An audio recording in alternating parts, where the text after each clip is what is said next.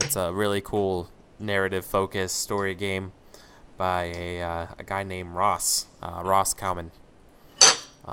Who's a Washington State living person like I am. So shout out to him. So Fall of Magic is a story game based around four of us who are escorting someone called the Magus, who's the last known powerful spellcaster, and we're escorting him to Umbra, where the land where magic all began. And every time we follow this map that gets us closer to Umbra, we learn more about the world, more about why we're on this journey, and more about ourselves. So, with that being said, let's get back to the game. If you don't mind, I'd like to go. Yeah. Yeah. All right. So, camping. Still in the Mistwood. Mm-hmm.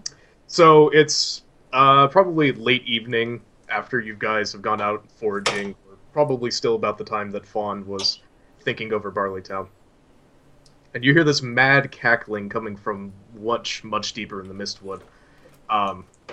And it's kind of sporadic and periodic, and it gets louder over the next few minutes that you all are kind of sitting around.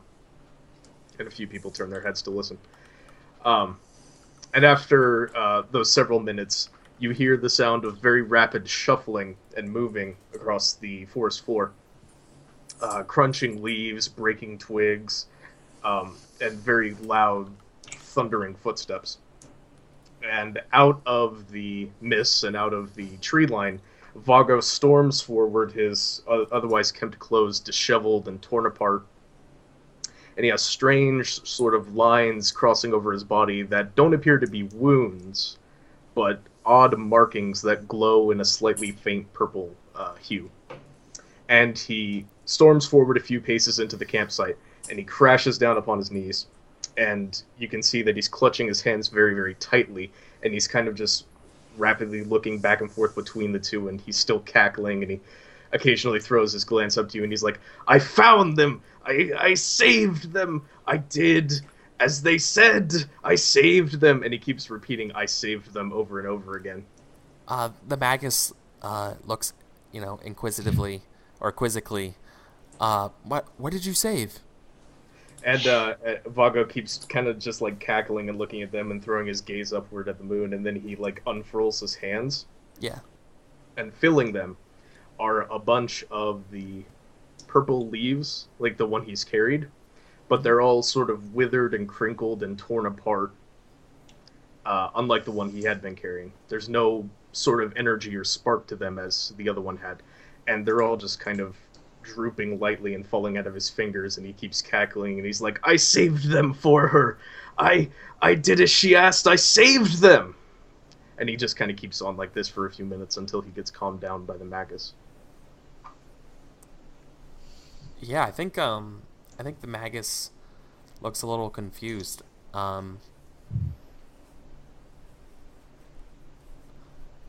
think he's like, there. Do you think? Let me see those petals closer. Vago kind of wrenches them back toward himself, and he's like, no, you will sully them, you mustn't touch them!" And he keeps kind of just like, even as they keep falling out of his hands, and he's tearing them further with his fingers. Vago, it is I, Horror Dream, the last Magus. I will do no such defilement to your precious leaves. Please, let me examine them closer. And Vago kind of looks at you for a second, and he's still clutching them, and then he like tentatively holds out his palms, and they're kind of like shaking very violently. Yes, these leaves emanate a rudimentary source of magic. Not now, but once long ago. They sit like burnt ashes after a campfire. Vago kind of interrupts you, and he tilts his gaze up, and he's like, No, I saved them! They are alive, I saved them! And then he kind of pulls them back, and he kind of flops into the fetal position, curling up and keeping the leaves to himself, and still kind of laughing, and tears start freshly pouring down his face and streaming over his cheeks. I think the Magus changes his tune a little bit, and I think he says, I will say no more. I think you may have saved them in like a intellectually comforting yet kind of hollow tone. And Vago keeps whispering over and over to himself, I saved them, didn't I? That's the end of the scene. Okay. What ran out was Vago's sanity. Yeah. Or hope, yeah. Damn, I wanted to add another line to that scene. Go ahead. I think when you say I saved them, I think Vago realizes how upset you are, and wants to say something like, Vago, you traveling with me, we can save everyone by me going to Umbra. Remember that. Vago kind of nods absent-mindedly, still crying. Yeah, I know it's not going to sink in or anything like that. But yeah, think of all the lives you will save at the end of this journey. Yeah. Sorry, can I add a little bit of that to that? Sure. Yeah. So I think as Piccolo sees the Magus like trying to comfort Vago. Yep. Like I think Piccolo kind of puts a hand on the Magus, which is like a big deal. Yeah, absolutely. And says the pet name that Piccolo has for the Magus, which is also a big deal. And it's like with just that, it's like Piccolo is just like, it's like, just let him, like essentially just let him be. Yeah, it's literally the scene ends with Let It Be playing. Yeah. Okay. Nice, good scene. Awesome scene, actually. Anybody want to move the Magus? Anybody got something they wanted to add? No.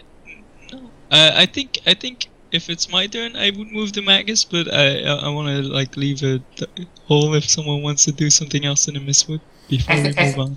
No? I think we're good. Yeah. All right. So moving the Magus to the Hall of the Woods. Nice. So what is that? So one morning, okay. the Grey Rangers, who hunt in the Mistwood, and keep the Mistwood safe for travelers. They find us, and bring us to their lodge. Their lodge is like a mostly wooden structure. It looks like a big house, maybe for like 30 people. But when we move up to it, there's like maybe 3 people there. And we're with a group of like 3 rangers that lead us to the Hall of the Woods, as they call it. While we're in the forest, they're like all business and like super serious and like looking around, and like, you know, Rivers like tried to talk to him. It's like they like shoot up a hand. It's like, oh well, sure, all right, whatever, fine, no talking. And like we've been doing this forest like completely wrong, and you know, and then they point us like, here, this is the path, and you can see it by this. And, like, they were being quiet about it. Anyway, we get to the lodge, and they the 3 hunters tell us like we can rest here, and then they leave. So we're kind of left by our own devices in this house where like 3 other people are sleeping, and we're just like standing there. It's like, oh shit, Well, we're here. Now what? So very, like, non-comforting hospitality. Yeah. It's like a hostel. Yeah. Okay.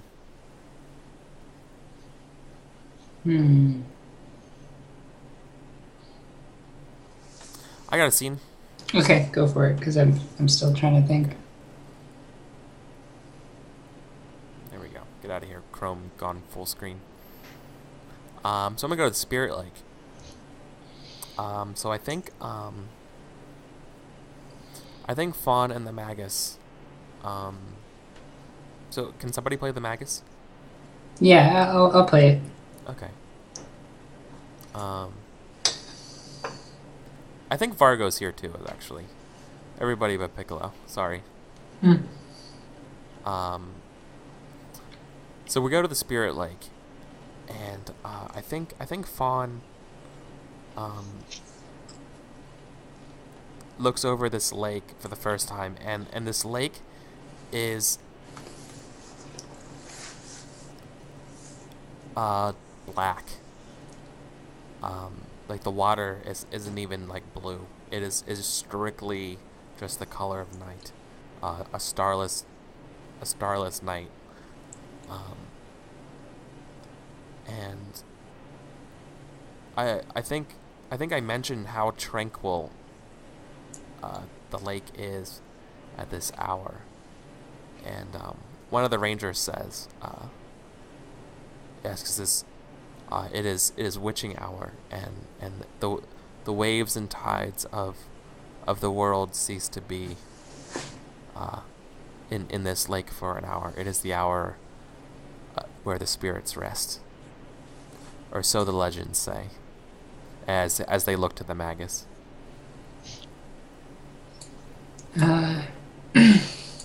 He says,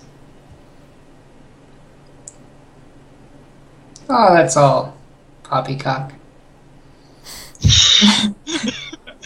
I think they raise. That's certainly warrants some raised eyebrows. I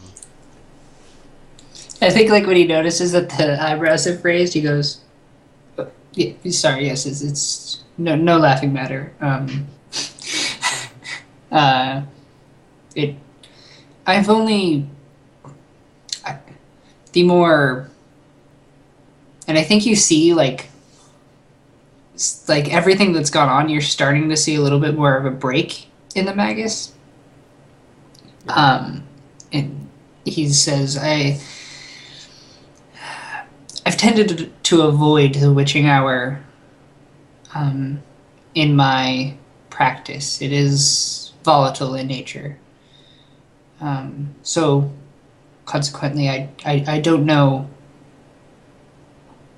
everything about it. Do you Rangers have much experience? Somebody want to play the ranger? Sure. The ranger, we'll name him Harp. Okay. Because there's a convenient name list. It's like our druid knows about it. Where is your druid? And Estalia.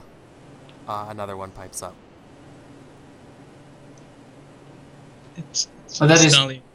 Away at the market. In Estalia. Yeah. There is a magical marketplace, apparently, for where almost anything can be bought at a price. Our druid is acquiring whatever they require to consult the ancients. Interesting. Fawn, what do you think of this? I think Fawn isn't paying attention and is still staring at the lake, and the fact that so the camera's doing a first-person perspective of through the eyes of Fawn, and we're looking at the lake, and the lake does not give a reflection of her. And I think she just kind of says, "So where does the water come from?" And I believe the Rangers just concur that that's a question that the druid is most equipped to answer. Yeah. So, I think what the Rangers teach us. Is that the druid knows the... Yeah, and the druid's in Estelle, yeah. Okay. Very useful. Very useful Grey Rangers. Yeah. I've got a scene. Hey. Okay, well, real quick. Yeah. Swagula, I guess, finished his Twitch Plays D&D and is now hosting me. So, thanks, Swagula. Shout out to you, and shout out to all the newcomers. We're playing a game called Fall of Magic, written by a really cool designer named Ross, where we're telling this epic story about the last Magus, the last powerful spellcaster, leaving our realm as we escort him to the realm of Umbra, where magic began. So we currently have left. We picked up the Magus. We went through the Oak Hills into Barleytown. Had a nice time in Barleytown. Went into the Stormguard Mountains.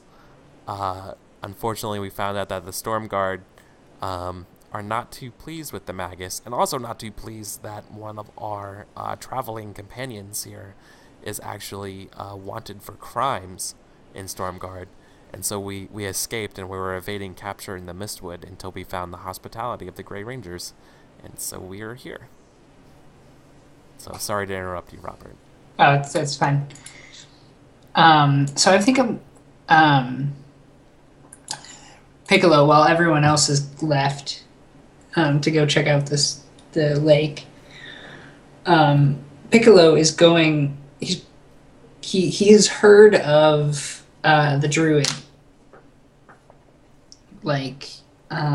and is essentially going to scope out the druid stuff. Sure. How has Piccolo heard of the druid?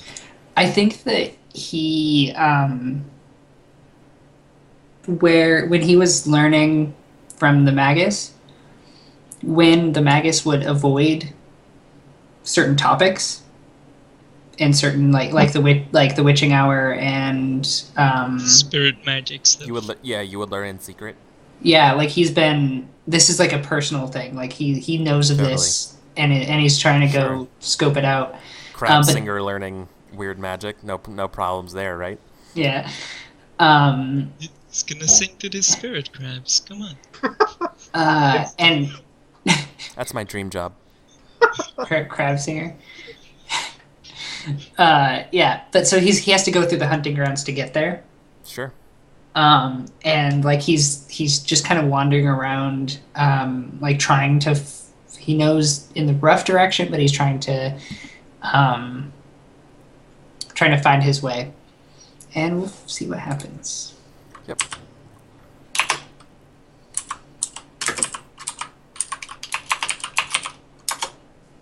Oh, good. Nice. I had Heart of the plans. Forest. I had plans for the first two and didn't have a plan for this one, but I had just thought of one as I was rolling. So he's wandering, and this guy's 47 years old. He's not a young man, but he is incredibly out of his element. Sure. And it's as he's wandering, he remembers something that he read about the druid of the Grey Rangers, that, as he was researching this person or this title, that their circle, the druid circle, would always be found by those who didn't know where they were going. You can only find it by being lost. Exactly. It's after wandering for a few hours that he remembers that. funny side note. I totally used that for 5th edition campaign to find an elven circle. So kudos.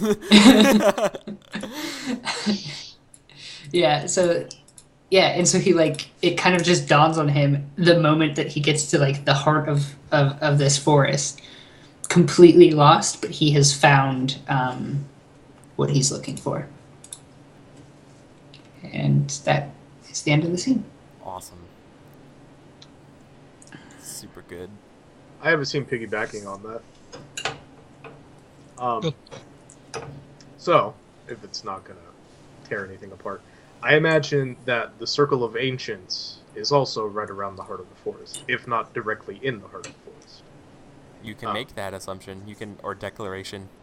Assertion, I guess would be the better way of putting it. So, because Piccolo hasn't really elaborated on this, Vago's kind of been stalking Piccolo through the underbrush, not with any direct intent, just kind of following him to see what he's doing. Not because he has any, sane reason for it, just because he's taken to stalking him through the woods, errantly. And as they run apart the heart of the forest, Vago quickly ducks behind a large sort of piece of stone that seems to be jutting out of the ground that might have been some sort of part of an piece of architecture or something at one point. And he watches as Piccolo kind of moves around the heart of the forest and explores the circle a little bit, and then starts heading back. And from that point, he takes a few tentative steps forward into the clearing, which has a large kind of ray of light always shining down on it between the trees, which cast a heavy shadow overhead.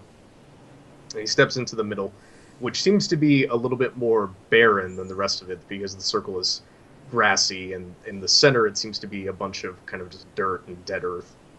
Mm-hmm. And he kneels down over that, and he's been clutching the leaves he had been carrying this whole way since he arrived back at the camp in Mistwood. The purple potpourri. Yes. And he's mostly been just keeping them in his pockets, hidden, but he's never kind of let go of them. And he takes one hand out of his pocket and kind of just drops the leaves over the ground. And with no real knowledge of what he's doing, he kind of presses two fingers to one side of the clearing, and then slowly arches them outward and draws the shape of an eye, and then of course does in the iris and the pupil, and with the pupil being where the rest of the leaves are. And then he kind of just presses his fingers into the center of the eye and digs the nails of his fingers into them. And the eye on the ground starts to faintly glow a similar purple color to what he's experienced before, as do the sort of markings on his chest.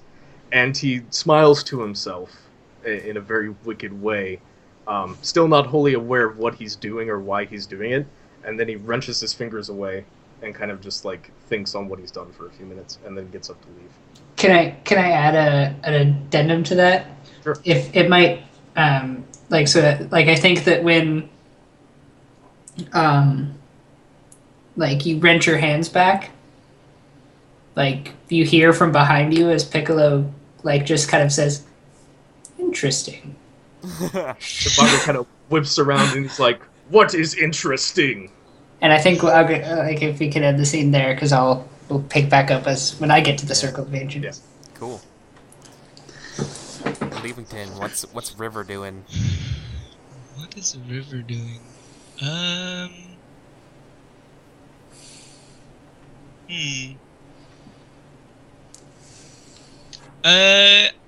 I'm gonna go at the Spirit Lake as well. I think. Yeah, awesome. Where it's gonna be really short. So we've hung out at the lodge for a little while, and at some point one of the rangers in the lodge, he just came back and sees the new stuff lying around, and River is standing by, and everyone is just kind of gone, and the ranger like sees the sword and is like, "Hey, is that your sword?" Like kind of like offhandedly. Right? Yeah. And River is like, This is the one from Barley, from right? Matilda's. Yeah, Matilda's in from Barleytown. Barleytown. Okay. And River is like kind of like fidgety, unsure, like, oh yeah, that was totally my sword. I just kind of forgot that I had it. Like kind of like acting. She doesn't answer him. She's just like unsure about where he's going with that. But then he's like, can you use it? And she like at first is like yes, but then he like looks of at her course, like, yeah. but can you really use it? She's like, no. So then one of the rangers teaches her how to sword fight a little bit. Ooh. By the lake. Because that's a cool place for a montage. What do we say to death? Yeah.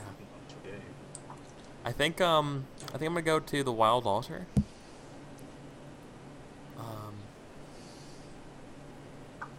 So I think what this scene will be is I think for the past couple of days, I think Fawn has been hanging out with the Magus more and more. And I think it would just be sort of like a silent vignette scene where we see sort of like perhaps the Magus is instilling some wisdom to Fawn, but I think Fawn is actually kind of having some romantic thoughts about the Magus. Wow. Like a fine wine. Yeah. Well, for me, I don't know. For me, like I know we described him as the Magus as kind of like a Gandalf-y figure, but I think to Fawn, he also kind of looks like the Witcher. Okay. Yeah. You know what I mean? But, like he's like, sure, he has a. I mean, beard and stuff, to anyone in Barleytown, he's like a super admirable yeah, person. exactly. Like it's maybe just the prestige or like the status. And We never like, gave his we've been age. traveling around, and it's like it's us, right?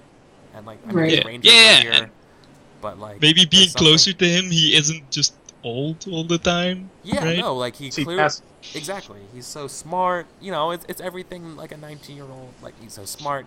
He's gonna take care of himself. He's going to save the world. Like Right, yeah. basically an embodiment of the hero that she wishes she could be. Like Yeah. totally like crushing, you know? Yeah. So just a little vignette of that. Okay. Yeah, alright, I think I'm gonna... Piccolo's gonna be at the Circle of Agents.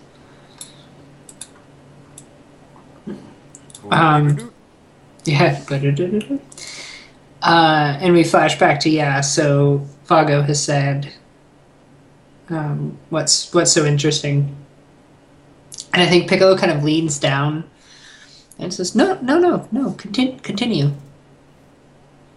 Vago kind of stands up immediately and picks up what leaves he can and starts stuffing them into his pockets, and he's What? like, "You should not have seen that." My apologies. And I think this is the first time you've seen, like, Piccolo really talk, specifically, like Vago. Like, he's always been very, like, short, very stoic, very kind of, like, vague. But now he's, like, talking kind of like a normal person. And it's just what I didn't mean to offend you. What were you doing? It's vitally important, actually. Vago kind of storms over and he's like, "You must not tell the Magus about what you saw." Oh no, none of this is going to be talked to the Magus. He kind of looks over his shoulder as if he expects the Magus to kind of materialize behind him. And he kind of just keeps doing that for a few minutes until he's very certain that no one's coming. And then he turns back to you and is like, "I found it, and it touched me." kind of like What? Yeah, Phrasing, Lana. Yeah. He goes, what did you find? And then he kind of just like he pulls out the leaves again, and he's like, I found the tree, and it reached out, and it gave me some of itself in its dying moments. And like I think you see Piccolo's like eyes grow like huge, Yeah. like triple in size, and he goes, "You must continue. Like you must continue. What are you trying to do? Oh, please tell me." He kind of looks back and he was like, my hands are compelled by something I do not know and whose name I cannot call. None, none of that is important.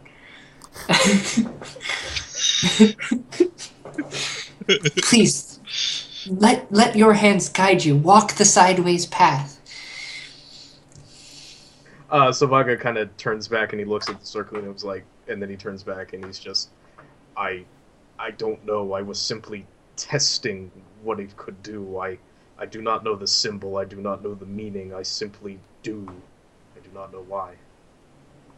Yes, well then, and I think like Piccolo like kind of like is like up and like patting Vago on the shoulders, kind of like leading him back to the circle, going, "Well then, let's do." Vago kind of just like drops down on his knees like an okay, kind of rolls his eyes, and he's just like he prods his fingers into the ground, and some of the purple comes back, and it starts to kind of alight the eye. There's a faint humming in the air, somewhat similar to what you had heard in Mistwood before. Mm-hmm. And he kind of drags his fingers along the eye again and kind of feels it. And you notice that as he does it, the ground seems to get a little bit lighter. And it seems to almost kind of tint purple in the general area where the little ritual is going on as he moves his hands forward and back over the symbol and kind of just traces it. And then he turns back to you and he's like, do you know the meaning of this? Oh, not at all. But is there more? Is there more to do? He kind of turns back and he's like, he kind of presses his fingers into the center of the eye and drags them out. And for a moment, a few sort of like lines of energy follow his fingers out of the symbol, and then they just kind of dissipate into little threads and spin off into nothing. And then he turns back to you and is like, I cannot continue any longer. I do not feel it anymore. This place is dry. And I think you see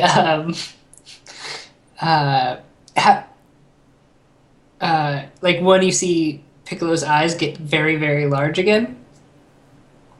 And Piccolo kind of what's Vago wearing? Like, is he kind of still like? He's still dressed in his kind of like vest and tunic sort of thing. That's still Worksman clothes. His once nice clothes that were like nice tailored clothing. Yeah. Piccolo goes, you must be cold. And he kind of like takes off like kind of like a shawl on his robe. Mm-hmm. And like kind of wraps it around you, like you must be very cold, and like the entire time like very tenuously like putting it around you, and then says, we best get getting back. Don't worry, none of this will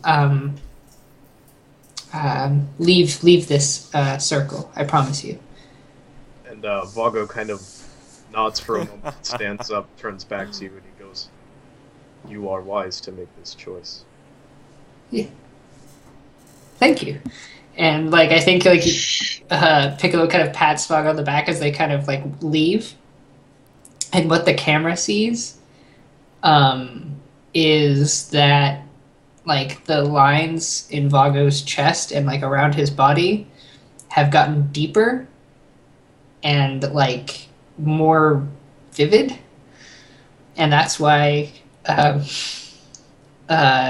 Piccolo has covered him up, and like to try to attempt to like hide this. And he hasn't noticed it yet, so he's just right. Subject to that.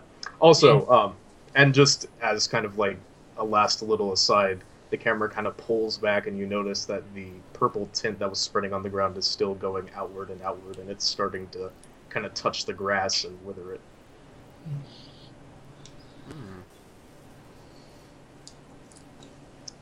Yeah. Awesome. Yep. Okay. I think. Does anybody want to do another scene? Do we have time? Yeah, I think we should move to the Spirit River. All right. So I have the idea for the Magus in the Spirit River.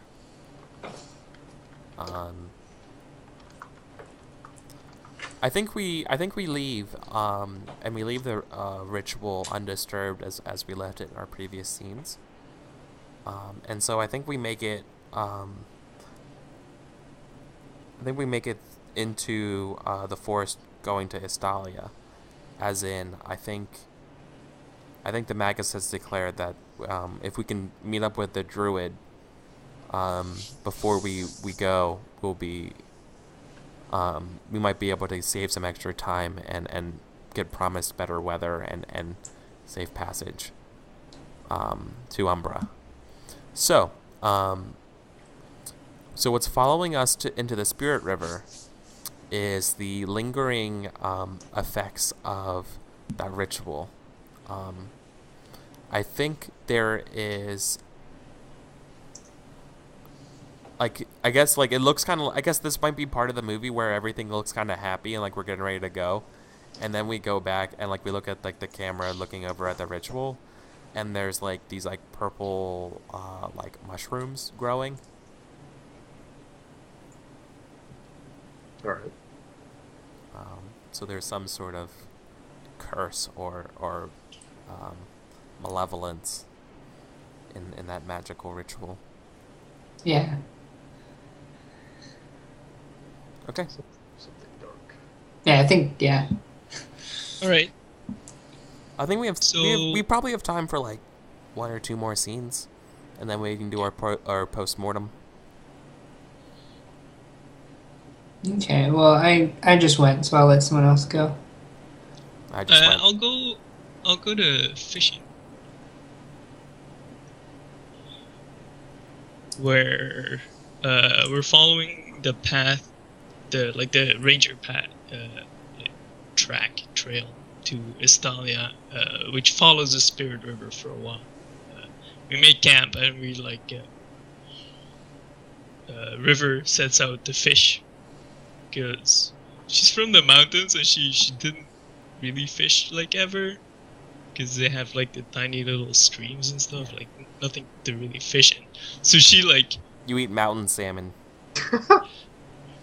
she like which is a reference for makes goats. this plan of like I'm gonna make a fishing pole and then like get like a string or something like that. Like she like has asked like everyone in the camp of like supplies to go fishing because it's like a thing she wants to do.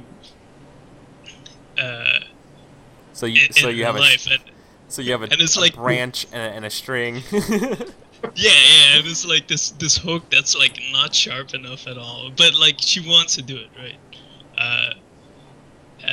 I don't know who wants to come with me fishing. Mm-mm. And also it's just the I have Magus. plans. Okay, I have plans to hang out with the Magus. Yeah, I think Piccolo would go with you. All right. So we go to the river, and it's like that same like black, and you know maybe we're like I'm not even sure if there's fish, but whatever, you know we put all this effort into making a rod, so now we're gonna fish. God damn it. Of course. And while they're fishing, and then they're maybe like chit-chatting about nothing, right? Like I don't think Piccolo and River could be like further apart in like the spectrum of people. They're just like nothing in common, so they just talk about crazy things they did while they were on the road, which like they both kind of did the same things. Right, yeah. It's this weird conversation where we both just say the same things, like, oh yeah, that was cool too. And then we did that. Yeah, I was there. It was cool. Yeah, exactly. It's this really weird conversation. And then at some point River asks to Piccolo, like, why do you follow the Magus? And I think, like, Piccolo is like, while River has been fishing, like, Piccolo's been, like, dipping his finger into the water and, like, looking at the, like, as it goes down, and it's just been, like, really examining, and, like, the conversation, but he kind of perks up when you ask him that. It says, to protect him, of course. Do you think he needs protecting?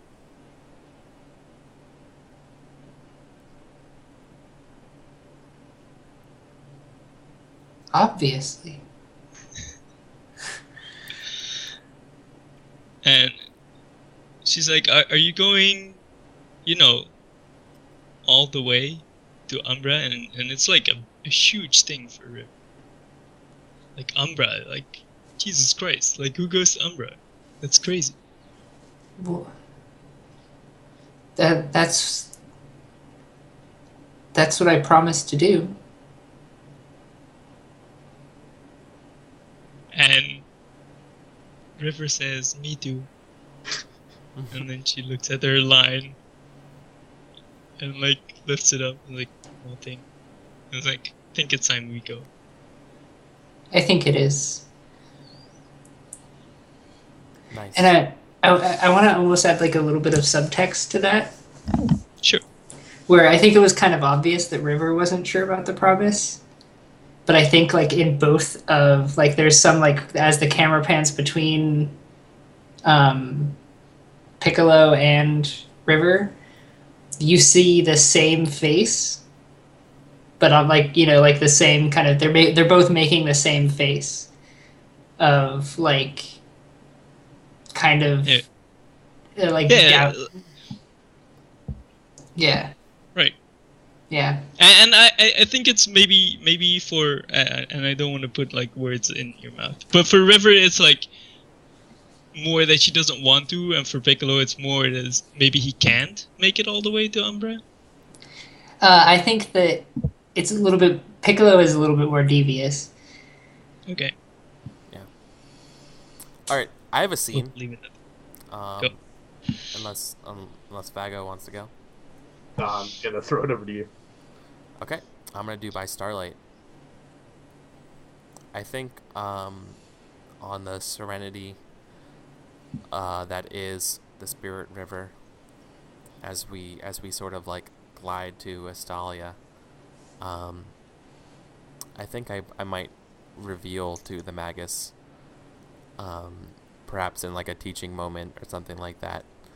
I go to kiss him, and he like just, like, backs up and it's like, whoa, like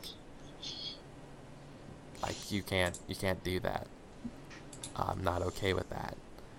And I think Fawn is really confused and it's like, but like you've been nothing but kind to me this whole time, this whole trip. You're going to save the world, going to Umbra, like, let me be with you. Like, we can, let me stay by your side in Umbra. And the Magus is like, no, whoa, what? Like, hold on, my child. I think you have your feelings, while true, they might be misplaced, or misguided. And I don't know what to say. It's like I don't know what to say. And Fawn kind of just, like, super regrets going for that. Yeah.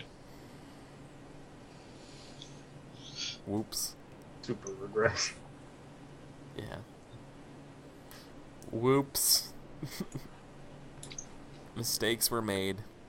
Yeah, I like that the Magus probably, like, never picked up on, like, anything of, like, Fawn, like, kind of throwing her at him. Yeah, he's too The Magus just, like completely not on the radar He's for too Magus. It's like, yeah. oh, what? Yeah. I like it. Same. Okay. One more scene. I got the scene I wanted. So if you want to doing something with Vago, you can. I'm trying to think if I do. Not sure what I want to do.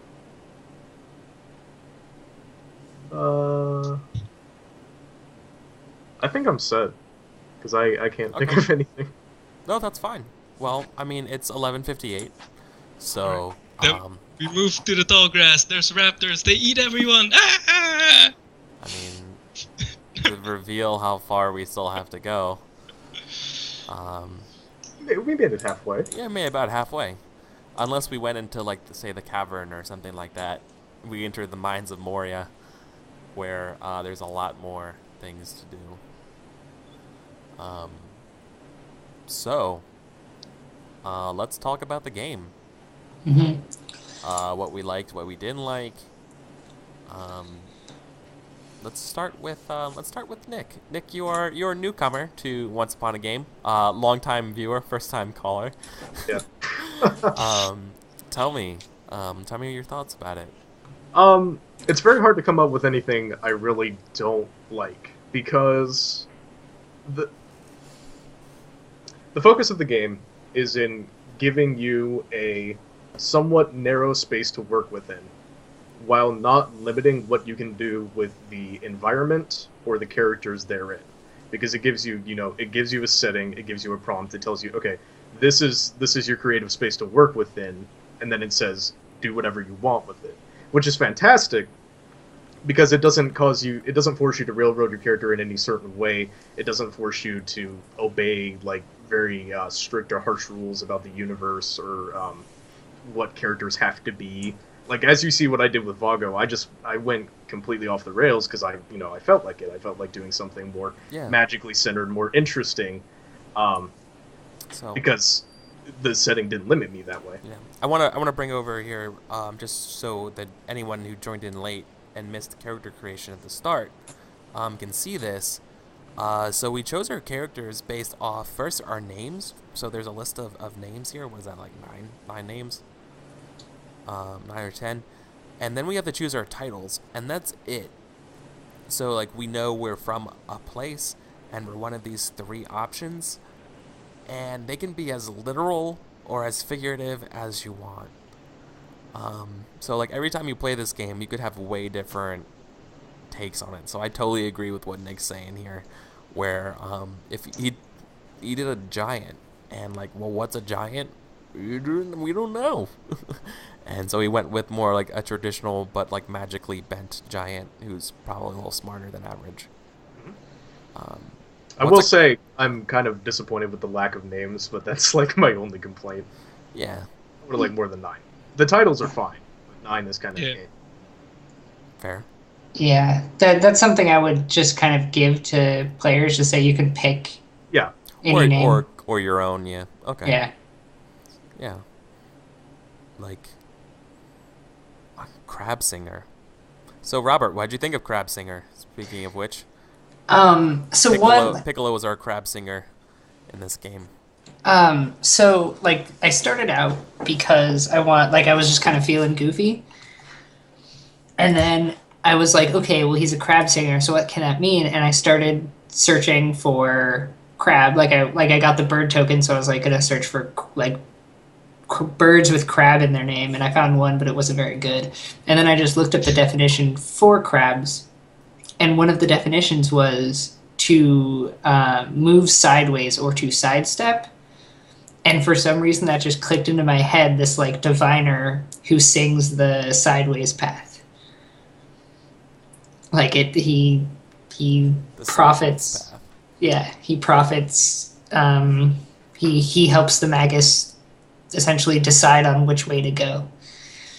Yeah. Okay. Awesome. And it reflected in his personality. He wasn't incredibly assertive, and he wasn't incredibly lax. He kind of just sidestepped all the characters and had his own ulterior motives. Right. Yeah. Like I tried to add in like sidestepping imagery every every time. It worked. Leafington? It's pretty good. Yeah, I agree with the name thing. I would either be like make up a name or here's a larger list of names. Uh, and like it has these like in the beginning, if you go to the rose gardens, we get to put like beautiful or legendary or fierce on your character or someone else's character. Uh, and I feel like that's a thing that we just didn't run into enough. Like it feels this like If I may, tacked on kind of thing. if I may, I think I know why we feel that way. I think Okay. it's because we haven't reached the parts of the game that come into the end where there's change. So scrolling over to the edge of the map, Estalia has a site of change, and change is marked as a leaf symbol next to something. So, for example, in Estalia, the marketplace of magic has a strange price, and when that symbol happens, you actually mechanically change your character, either their name, their title, or one of their traits they picked up. So that's but where then- it comes in. It comes, and then as well as on the other land, there's also several Yeah, places like that and change. especially at the end, there's a lot of change in the thing. Yeah. But I think it would have benefited if it was integrated more. If there was just more choice or more like Yeah, if that influence. people changing by a journey, because we're like changing sceneries like every scene, right? Yeah, I think we move from Ravenhall to Oak Hills to Barley Town, and then within Barley Town we can be at the farm or at the Abbey, and at the we're changing a lot of like scenery. if I may, I think I have an. Yeah. I think I have a possible hack that you might be Yeah. able to do. So say you get one of those traits, right? Perhaps a trait would trigger a new type of scene in certain locations if you have that trait. Kind of like if you were playing a game and you had a high persuade skill and you had like 4 options of dialogue, and now that you have a higher persuade option, there's a new type of dialogue option. So it's like if you were beautiful, maybe the Hall of the Woods has an option for what happens So in it your would beauty. open up like a new prompt, you mean? Yeah, there's a prompt, or Yeah. maybe there's a prompt that's only exclusively available to something like that. Right. Yeah. Well, like I You know what I probably mean? wouldn't make it exclusively available, but Well, I think and no, I think it has I think a- it's more like an a thing additional- for character development, right? Like Yeah. because you have the tag beautiful, you can play up that you're so beautiful. I just if it was me that had designed like was brilliant enough to make this scroll map, and like apparently like the physical game is like beautiful thing. Yeah, it is. It's Like a if 10 it out was of 10. that good, I probably would have just added it a little bit more of like tags to like put on and take off and change them and stuff like that. yeah. I'm sure this but- game. Sorry. As it played by itself, like it's great. I Like- think it left us like a lot of room in the beginning, but then it also gives you a lot of like these defining scenes of like everyone went to the bridge and had a flashback, so we can like kind of explore our character. Yeah. And then we go to the Oak Hills, and it's kind of also more exploring our characters, like a comfort from home, a morning ritual. Like these are things from our past, right? Yeah. So I think this game is great, and I wish we had more time to get to the end. But I don't think the point is to get to the end, right? No, I the think point the is point always is the really journey. the journey, Yeah. and that's very much evident in this game, and I really like it for that. One point that I want to make that's just kind of silly is when we were at the Hall of the Woods, we totally asked where does the water of the Spirit Lake come from? Doesn't it totally come from the Spirit River? Yeah, It could have been. No. like I just when we Well, that got to- means no. What it means is there's a spirit glacier, right? And the glacier No, is no, no. receded. There's and a so spirit it's like a aquifer Finger Lake. underground. Yeah. Oh, it's Yeah. a spirit But, like, aquifer. yeah. That's why the spirit have, aqueducts. Like, ideas still. Like I thought it was like it just poured directly from the stars into this river, into this lake. Yeah, which was This cool. idea- Yeah, I figured it if was I made had of to come up with a ectoplasm. thing, like that would have been my thing, right? Yeah. And Dead these, souls these all liquefied. these open-ended things for everyone to explore. which is Yeah, no, which I like that. Like Yeah. Honestly, I totally preferred our thing where we have to talk to the druid to figure out where the water from Spirit Lake comes from, like rather than the logical explanation that it comes from the Spirit River. I'm thinking about it more, and I'm sure this game was play tested to hell, and I'm sure that there's a reason why you don't have like specifically like limited options in certain areas if you have a trait or not have a trait. Mhm. I think it might actually just come from playing this game again. Yeah. I think this game, despite having limited options, has a lot of replayability. Oh yeah. Like Like- just different groups. Yeah. I don't And think with you each can. path you could take. Yeah. Yeah, I don't think you get the same character every time. I think this is a style of game that should have multiple iterations that play on different types of games. Like, could you imagine playing a group escorting a rebel spy against the Empire with plans for the Death Star? Sure. Right? Or like an FTL, you know what I mean? Yeah, Yeah. Like, there's so many options you could do with something like this. yeah. I think This actually influenced me in thinking about if I ever made a political election campaign kind of idea of a game about like the drama and stuff that would unfold for a candidate. I was thinking like, oh, you have a map of the U.S. and you follow the different like caucuses or whatever, and it's like has these certain types of prompts. Basically, like go to location, have one of these prompts is like super good. Eat hot dogs in front of Iowans. Yeah, it's Right. a very it's a very like simple. Yeah, I don't know. engine. Yeah, the design's brilliant. So I have two complaints about this game, and they're not real complaints. Like they're not big at all. It's just two things I noticed that were slightly flawed in my opinion. One was turns, like your turn order. I don't think there's supposed to be a turn order.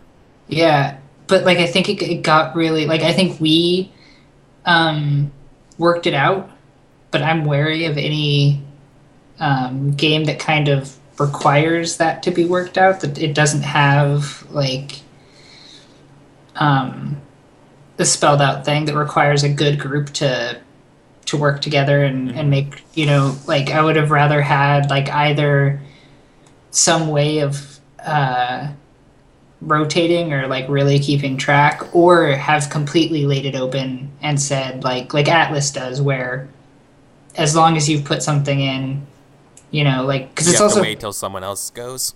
which Yeah.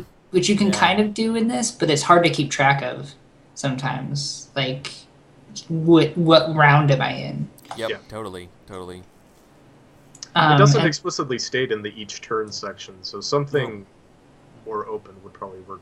It just says step 1, move your character token. Yeah, it just says Yeah, move well, it says- and then well- see turn. Okay.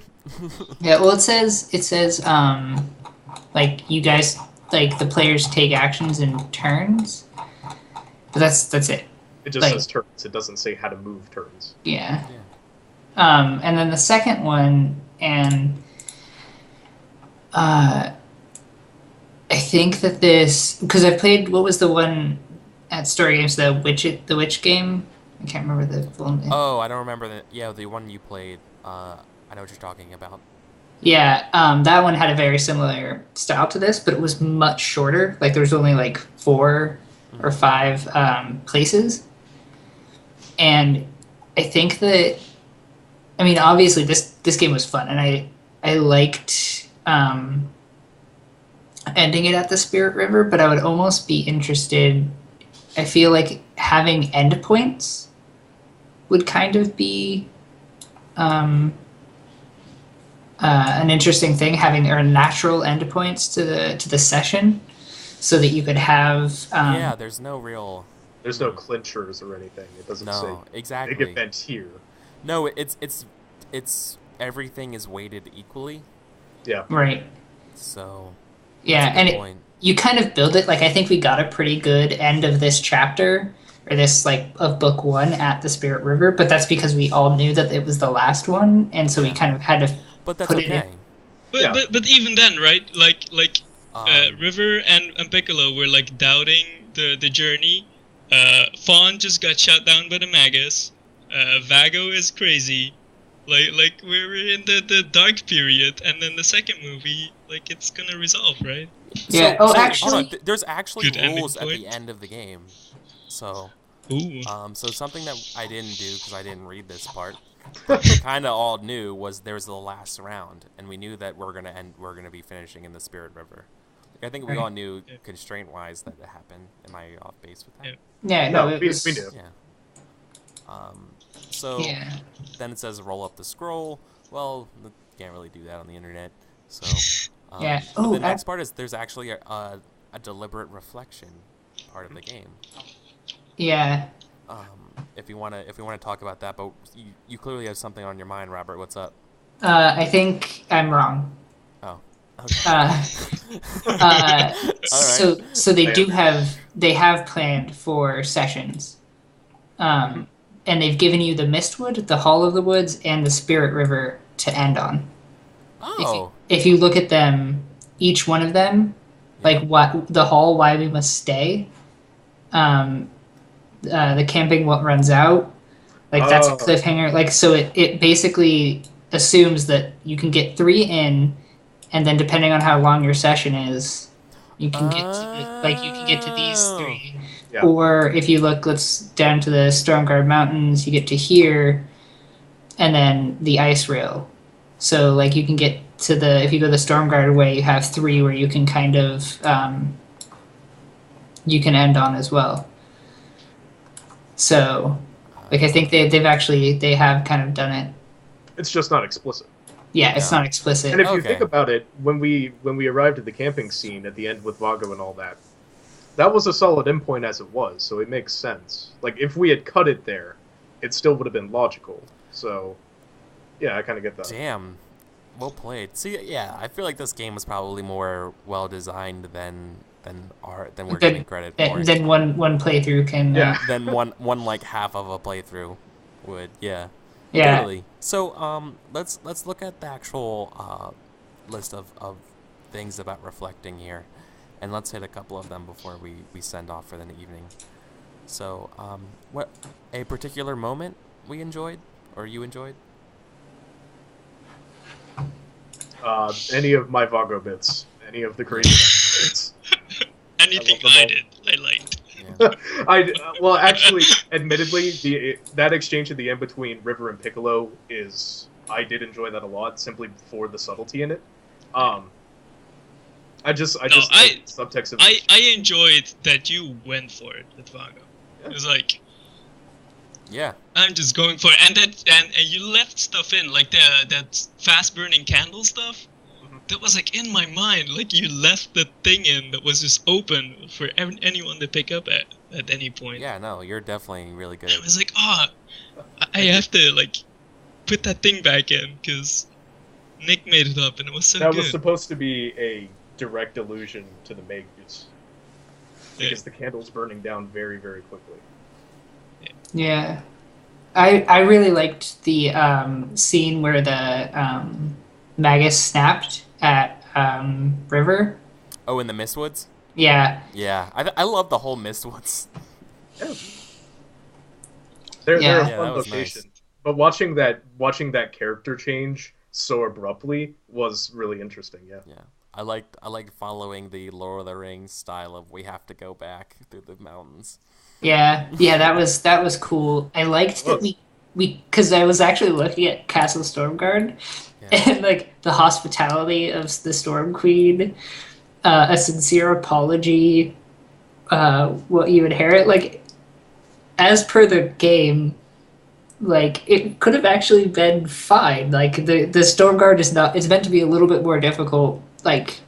Oh yeah, no, it's totally doable. Yeah. Right, but I think but because of our narrative that we built with River being like a wanted criminal, with like the ambush, we couldn't understand them, and then like I was actually when they handed the Magus note to you, my idea in my head was that they were supposed to escort us, like they were just gonna they were gonna come to help us like get through the storm.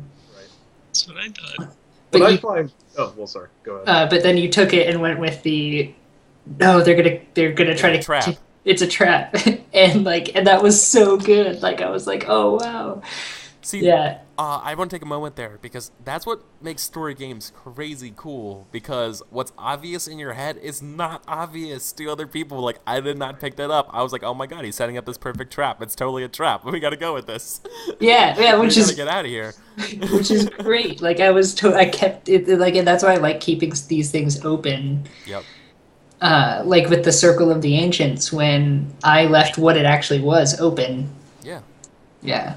I really enjoyed that Circle of the Ancient stuff, but mostly because it was Piccolo being super sinister all of a sudden. Like, this Yeah. motherfucker evil. An appreciation of another player. I liked all of you I'll guys. probably throw that up to Eric for taking on the role of the Magus so many times. That's some effort. You played 2 characters many times and very well. Against yourself several times. Yeah, it felt weird. I think You did it well. I think actually as a whole, something I would do more is we were doing a lot of like dictated scenes. I think I would actually have divvied up more things to other people and had more interesting scenes talking to people. But I think that's fine. I think the game is supposed to allow for both. Yeah. I'd like to give props to Leafington for like playing River. Like that was a complex character. And like I you did it very respectfully. I like that. I want to give shout outs to Nick because I would have had no idea how to take a giant and make him interesting. So thank you. I picked a strong sounding name and I thought it would fit a strong looking character. Yeah. And then I just threw another So let's reflect on a surprise we had. Well, maybe we kind of already did that with the Storm Guards Mountains. Yeah. Yeah, how about an epilogue for our character? Well, I guess I can like maybe have like the plans I had for River of like maybe stuff to do. Like I had that ring. Like could that have been a magic thing that we could have like gotten into? Like put on the ring and now I'm invisible. Not ripping off any movies at all.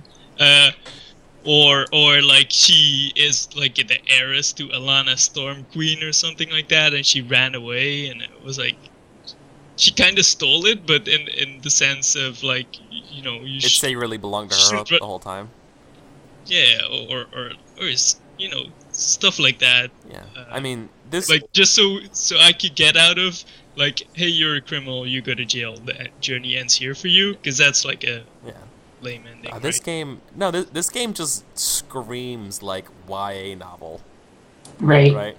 You know, this screams what is it like? I can't think of the name of it. The trilogy that just the Stormlight Chronicles. No. The Name of the Wind and all those ones. Yeah. Like it has a very very like epic fantasy feel to it. I gotta give it. I think it's the art. I think it's the font. I think it's the prompts. Yeah. I think it's the symbols. I think it's you guys. Just everything. Everything is just conspiring to bring that sort of like epic fantasy story out of here. I think it still allows. Like I was constantly thinking, like as we were going through everything, that everything was very epic fantasy and it was fairly light. Even with the prompts that they present, you could still take things like very very dark fantasy at the same time. Yeah. Still, you can. it's open for that. And every single decision we made, I was like, okay, how can I twist this into something really dark and morbid? That's the exact same thing. I was thinking those Grey Wardens were undeads that they fucking dust their soul in the spirit lake, and that's why they can my god, the forest because they're fucking vampires. I imagine the spirit lake was made of souls. Wow. Like there's tons of room for like dark fantasy stuff in here. Yeah. Which I appreciate. Well, and I like that it goes like I think it could start out like I think we were as a group progressively going to get darker and darker and darker, and I love that was as the journey gets longer and longer. Like we started out very high epic fantasy, and then like once we got into the fit of it, like things the trueness of the world started to to become apparent. Absolutely. It just All got real. It was shocking. Yeah.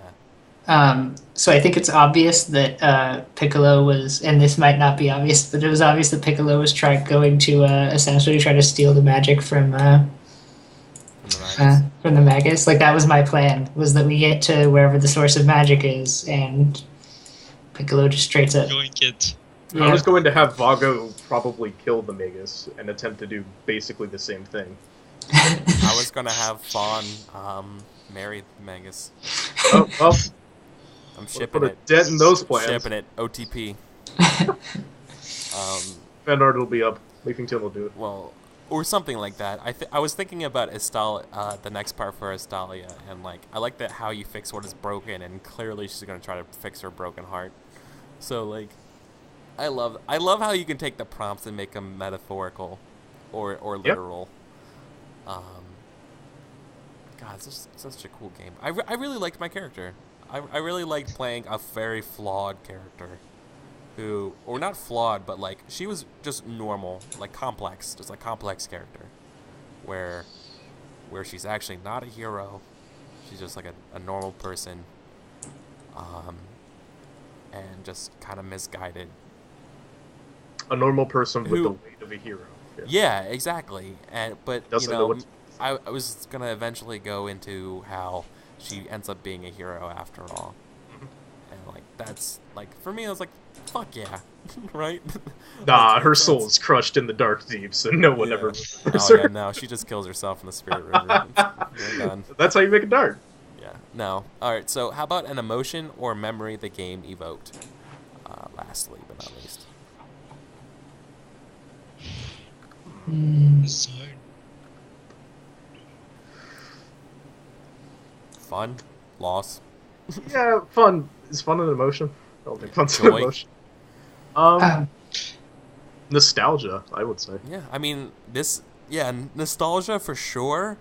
I mean, I really liked when we brought up the Heart of the Forest, and how that reminded me of my West Marches game in Philadelphia, yeah, where I had people fail survival roles in the 5th edition game until they kept trying to find the path until they realized that they actually have to intentionally not do survival rolls in order to find this place. yeah. I think like one of the interesting things that like So that was cute. yeah, no, that was really adorable when you like like oh yeah, you're using that. But I think one of the things that happened to me in this game was I remembered every D&D game, every like fantasy Yeah. fantasy story that I had, and it was almost like a like just kind of a lens into all of those times when we've been going through a mountain pass or have been in a town, Yeah. like at the beginning of a journey, Yeah. like It hits the right notes, you know? yeah. Yeah, definitely. I was reminded of Mountain Blade, actually. Just traveling around in a warband. Yeah. It's, kinda. I mean, strangely evocative of that, but still, it had that kind of feel like, oh, we're a party just adventuring around and anything could kill us, but let's, forge friendships and whatnot. Yeah. I have 3 brothers, and we used to draw like treasure maps and then go out in the garden and follow those and stuff like that. And it was like, sometimes like reminiscent of that, except with like, then 20 years of reading fantasy books for it on top of that, to make it even crazier. So, I think with that, any last words before we do outros? Go buy this. Go buy this, whatever they're asking. Go buy it. Play with your friends. Yeah. So this game is once again called Fall of Magic. It's written by Ross Cowman. I think the PDF version of this with everything was I think you can just buy it if you could Google it. I think it's like $15 or so. But if you want to play this in real life, there is a actual scroll that Ross hand makes, and it is like the most beautiful thing you'll ever see. So that and just the token qualities. I don't know how much that is, but if this game, 75. yeah, if you really like this game, consider that as well. So this has been episode 13 of Once Upon a Game. I'm your host / facilitator for this week. I'm EricVulgaris. I'm on Twitter at EricVulgaris and here at Twitch, EricVulgaris. And twice a week, Mondays and Wednesdays, I jam on story games with a variety cast. Speaking of which, so let's go with Nick. I am Nick, of course. You can find me on Twitter at NickAnon2, as the thing politely says. I'm usually in the Discord server for Eric's channel, so if you ever need someone to talk to, I will ignore you, but you can always come stop by. I won't ignore you. You're good people. Right. That's it. I'm good. Yep. Robert? I'm Robert, or Demosthenes everywhere online. I'm also on the Discord server semi-often, but I have to work out notifications because that's not working for me. But I do things online. I'm on Once Upon a Game, usually at least once a week. And I try to make games for a living of sorts. Yep. And last but not least, I'm Paul. You can find me on Twitter at Leafington, or on Twitch, where I don't stream, but I'm like, I should stream, but then I don't. On my Twitter, it's mostly commentary in the form of jokes on other people's posts or drawings that I do. So if you enjoy those, then give me a follow. And I can't wait for Wednesday when I can watch other people play this game. Yeah. yes. This channel. I'm interested. Yep, so this Wednesday, I'll be playing Fall of Magic again, with a whole new set of players. Well, not whole new, but yeah, there'll be some. Anyways, check my Twitter for more information. And if you're interested in playing with me anytime, go ahead and hit me up on, if this is a VOD, on YouTube, message me. That way, you can message me on Twitter. You can message me here on Twitch, like whisper me or whatever. And I'll send you a link to the Discord channel so you can get into the sweet scheduling stuff and how we can hang out and talk about games and stuff. Because a big part of this is that I'm trying to show that games are really easy to play, and they don't require hours and hours and hours of reading rule books and hours and hours of creating character sheets. You can just have an amazing fantasy experience, just right out of the box. So that's it for me tonight. See you guys. If you're interested, tomorrow I'm actually streaming Dungeon World on Zircon 5's channel, so Twitch TV/Zircon 5.